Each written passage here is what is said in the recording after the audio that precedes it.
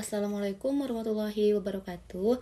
Perkenalkan, nama saya Yulia Ningsi dari kelas 6C dengan NPM E20352236684. Di sini saya akan menjelaskan mengenai strategi teknik pemasaran. Langsung saja untuk poin yang pertama ialah penetrasi pasar. Apa sih penetrasi pasar itu? Penetrasi pasar ialah strategi pemasaran yang bertujuan untuk memperluas pangsa pasar dengan memperkenalkan produk atau layanan baru kepada pelanggan yang sudah ada dalam pasar yang sudah ada. Tujuan utama dari penetrasi pasar adalah untuk meningkatkan jumlah pelanggan atau volume penjualan di pasar yang sudah ada. Strategi ini dapat diimplementasikan melalui beberapa cara, seperti yang pertama ada penetrasi harga. Perusahaan dapat menurunkan harga produk atau layanan mereka untuk menarik pelanggan baru atau mendorong pembelian lebih banyak dari pelanggan yang sudah ada. Yang kedua yaitu penetrasi produk, menciptakan variasi produk atau layanan baru dengan fitur tambahan atau nilai tambah untuk menarik pelanggan baru dan mendorong pelanggan yang sudah ada untuk membeli lebih banyak. Yang ketiga, penetrasi pasar geografis, yakni memperluas ke daerah atau negara baru yang belum terjamah untuk menjangkau lebih banyak pelanggan potensial. Yang keempat, penetrasi pasar melalui promosi dan iklan, yaitu menggunakan kampanye promosi seperti iklan atau strategi pemasaran lainnya untuk meningkatkan kesadaran pelanggan tentang produk atau layanan yang ditawarkan. Yang kelima, yakni penetrasi pasar melalui pelayanan pelanggan, yakni meningkatkan pelayanan pelanggan untuk mempertahankan pelanggan yang sudah ada dan merekomendasikan produk atau layanan kepada orang lain. Penting untuk mempertimbangkan faktor-faktor seperti segmentasi pasar, persaingan, dan kebutuhan pelanggan dalam merancang strategi penetrasi pasar yang aktif. Baik, untuk poin yang ketiga yakni pengembangan pasar.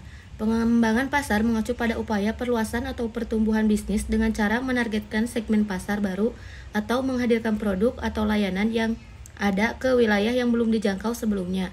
Proses pengembangan pasar melibatkan beberapa langkah strategis, di antaranya baik yang pertama ialah analisis pasar. Langkah awal dalam menganalisis pasar untuk mengidentifikasi peluang yang mungkin ada di segmen pasar yang baru. Ini melibatkan studi tentang kebutuhan, preferensi, dan perilaku konsumen di wilayah atau segmen yang dituju. Yang kedua yaitu penetapan target pasar. Setelah analisis pasar, bisnis harus menentukan segmen pasar yang akan menjadi fokus utama pengembangan. Ini bisa berupa kelompok demografis tertentu, lokasi geografis, dan kebutuhan spesifik. Yang ketiga ada pengembangan produk atau layanan. Pengembangan pasar seringkali melibatkan penyempurnaan atau penyesuaian produk atau layanan yang sudah ada agar sesuai dengan kebutuhan dan preferensi pasar baru. Kadang-kadang perlu juga menciptakan produk atau layanan yang sepenuhnya baru. Yang keempat adalah penetapan harga.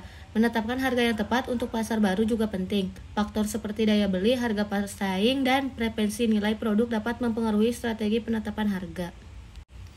Yang kelima yaitu strategi pemasaran. Promosi yang tepat diperlukan untuk mengenalkan produk atau layanan kepada pasar baru.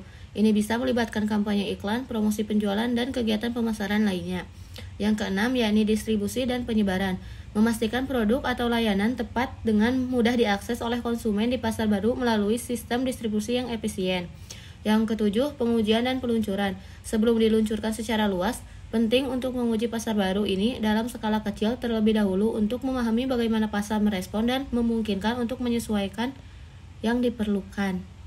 Yang kedelapan yakni pemantauan dan pengembangan lanjutan. Setelah peluncuran, perlu untuk terus memantau kinerja di pasar baru dan melakukan penyesuaian sesuai dengan kebutuhan. Pengembangan pasar dapat berlangsung dalam jangka panjang untuk memaksimalkan potensi pertumbuhan. Pengembangan pasar dapat membantu perusahaan mengurangi ketergantungan pada pasar yang sudah ada, memperluas bisnis pelanggan, dan mencapai pertumbuhan yang berkelanjutan.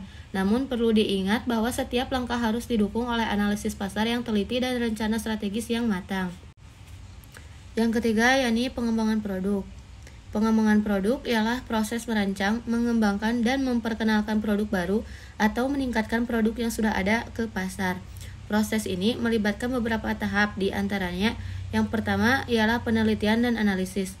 Tahap awal melibatkan penelitian pasar untuk memahami kebutuhan dan preferensi konsumen, serta menganalisis pesaing dan tren industri.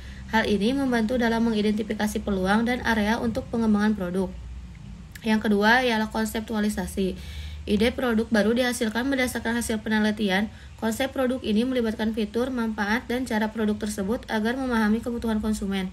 Pada tahap ini, konsumen produk dievaluasi dan diseleksi berdasarkan kriteria tertentu. Yang ketiga, yakni desain produk. Desain produk melibatkan perancangan tampilan fisik, fungsional, dan pengalaman pengguna yang optimal. Tim desain menggambarkan rencana teknis prototip dan mungkin bahkan uji coba awal. Yang keempat yaitu pengembangan prototip.